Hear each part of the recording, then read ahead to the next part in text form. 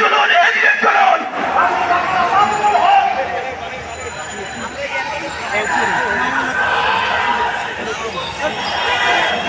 আসসালামু আলাইকুম ওয়া রাহমাতুল্লাহ। বাংলাদেশ খেলাফত মজলিসের উদ্যোগে আয়োজিত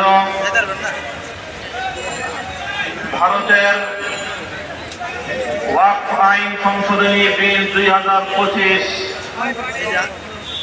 প্রণয়ন এবং সংসদে পাশ করার প্রতিবাদে ভারতীয় দূতাবাস অভিমুখে গণমিছিল এবং স্মারকলিপি প্রদান উপলক্ষে আয়োজিত আজকের এই গণসমাবেশে উপস্থিত